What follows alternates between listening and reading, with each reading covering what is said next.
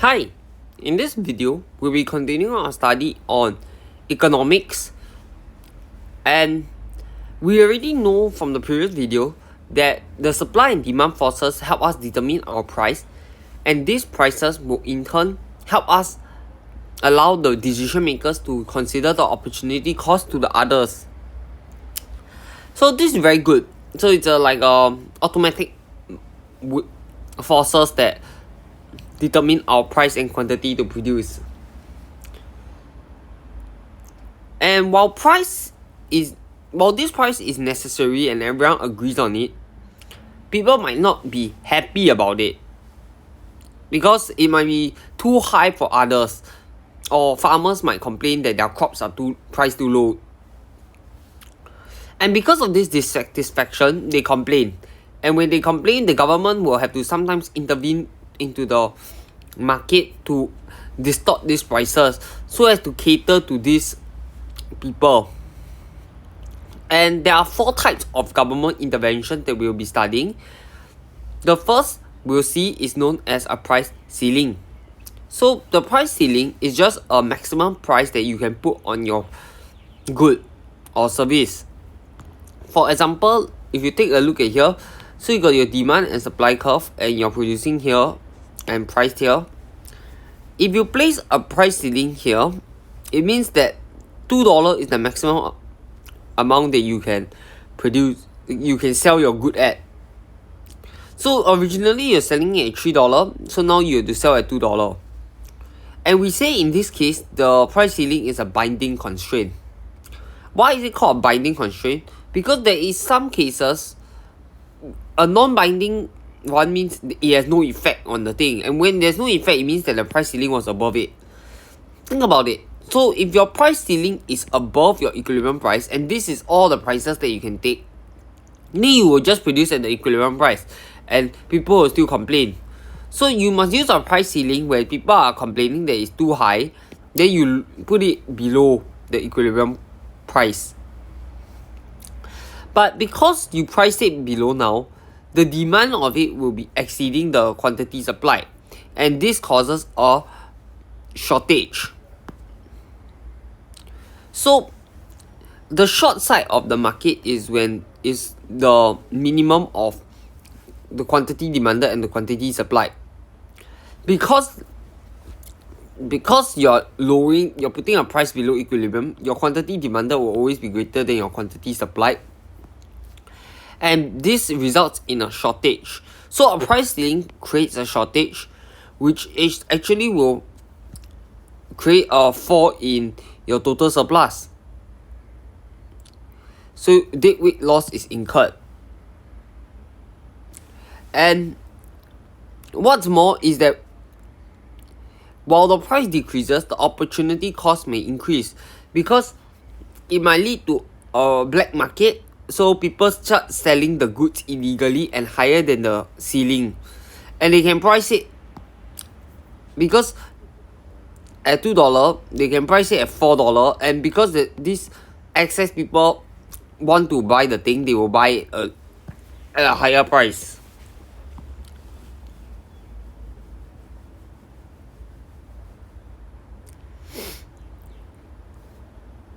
So because of this, the unintended consequences of a price ceiling is longer queues, black markets, and because of these black markets, you can actually get higher prices. And this will generally bring down your total surplus. Hence, a deadweight loss is incurred. And the flip side to this is, instead of putting a maximum, you put a minimum the price can be. So in this example will be a minimum wage, and this is known as the price floor. Again, there is the binding and the non-binding one. So for binding, you need your price floor to be above equilibrium, so that you can choose any price above it only, and your price floor below it will have no effect, so it's non-binding. In this case now, your quantity supplied will be greater than your quantity demanded, so you have an excess supply. So because of this, the government will have to purchase this excess supply And this causes the government to spend money on buying up this surplus, which prevents them from using the money to do other things. So that will be an overall bad for the society, and this can result in a total surplus decreasing. So this results in a deadweight loss as well. So these are two ways that you can distort the prices in order to cater to the people in your country. Another form of government intervention in the market will be what is known as a tax. So a tax now is you don't distort the price itself, but you instead ask for a payment by the buyers or sellers to the government for every unit bought or sold. And why do you want to tax? Well, some reasons is you can actually use it to raise revenue to pay for national defense, public schools, and so on. And the buyers can actually put the tax on the buyers or the sellers. So let's just look at an example. You have your original demand and supply curve over here, and now you decide to tax the buyers.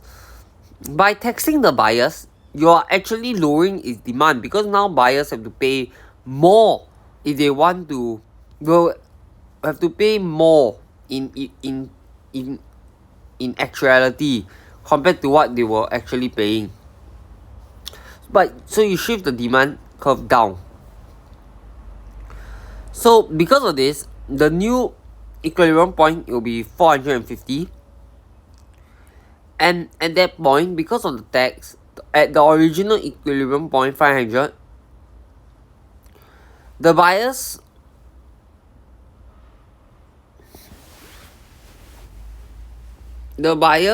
will have to pay $11, but the sellers only receive $9.50. So you think about it, this tax will be incurred. So what you need to do, the steps to how to find the buyers and sellers receive and pay price, is you just take the original curve, you shift it down and see where they intersect. This will be the new market price that you'll be giving the sellers. So the sellers will receive this market price. And since the tax was $150, that means the buyers have to pay actually $11.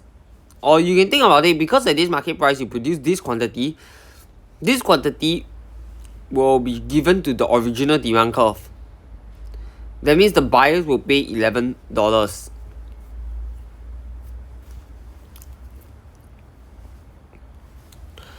And the incidence of this tax just means the burden shared by the buyers and sellers. So in this case now, originally the buyers pay $10, but now they pay $11. So the buyers pay $1 more. And sellers will actually receive 50 cents less. So you can see that this tax actually causes buyers to pay more, and sellers to also earn less. So this is the burden that the tax is incurred onto them. You can also put the tax onto the supply here, so the supply curve will now shift up. And actually you realize that at this point, the price will now be $11. So the sellers will price $11 to earn the same profits. And because of that, but then the sellers will only receive $9.50 of it, because they have to pay the taxes. And the buyers will still pay $11. So what do we see from here? Well, we see that actually if we tax the buyers or we tax the sellers, the burden to them will be the same. So it really doesn't matter who you put your tax on. And another thing we shall note is that the elasticity actually affects who bears the more burden. If it is easier for sellers than buyers to leave the market, then the tax will of course cause the buyers to bear more of the burden, because all the other sellers will just leave the market, so they won't bear the burden. And if the demand is now more elastic, then the buyers will leave the market first, then the sellers will have to bear the burden. So you just think who is left in the market to bear the burden. And let's see the effect of the tax. So the tax revenue will fund beneficial services like education or police force or roads. So we should include them in the total surplus to the economy, to the society. Now with a tax, so the tax will reduce the quantity produced. Then you now produce at this new level of quantity. So buyers pay this, sellers get this. Okay, so with the originally your consumer surplus is this triangle and your producer is this triangle. Now your consumer surplus is only triangle A. Why? Because buyers will pay this price, and by the definition of consumer surplus is any price below the demand curve and above the price they buy at. Same for producer surplus. Now it's this triangle, and the tax revenue, this is the tax, this is how much you produce, so this is the tax revenue that you earn.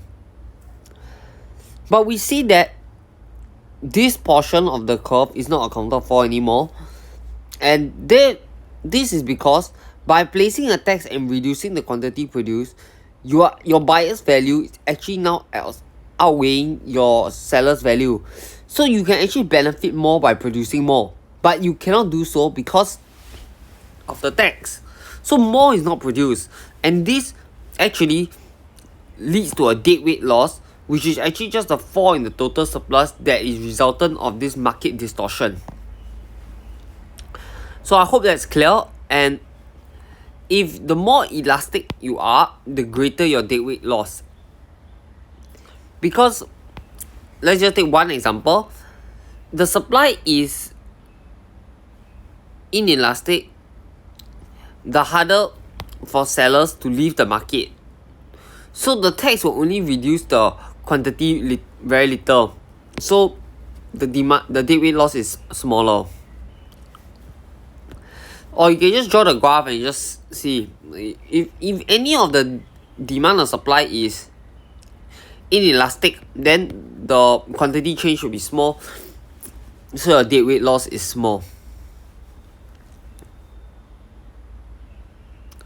And subsidy now.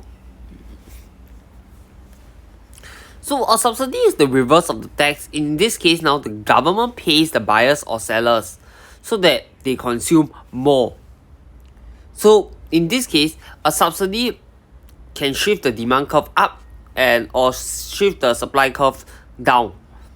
And again, the effect of this subsidy incidence is the same whether you place it on the buyers or sellers.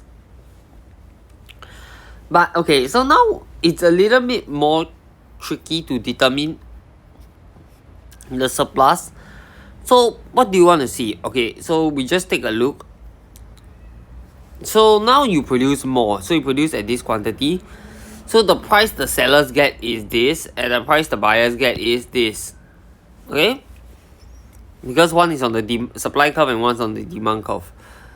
Because of that, your consumer surplus now, so buyers pay this, okay, it will be this whole triangle A, B, D and F.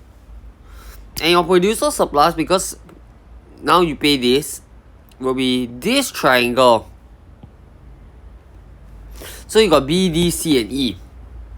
Alright, but your cost of your subsidy is this. You need to produce at this quantity, and this is your subsidy. So you actually get a B, E, D, F, G. So your total surplus will be consumer surplus plus producer surplus. And last time tax gives you benefit, but now your subsidy is a cost incurred. So you have to minus away this cost. So what you're left with is A plus B plus C plus D minus G. So with that understanding, you are having this original total surplus, but you must minus away this G. So the G is your deadweight loss. And why is that the case? Well, now you produce at a greater quantity. Your cost of producing it outweighs your benefit. And as such, you should produce less, but you cannot. So actually the subsidy induces wasteful trades.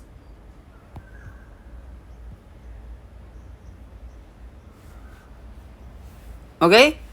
So that's all for this video. I hope you have understood the 4 different types of government intervention in the market. If you have any questions, please leave them in the comment section. I will take my time to answer them. And I'll see you again. Bye.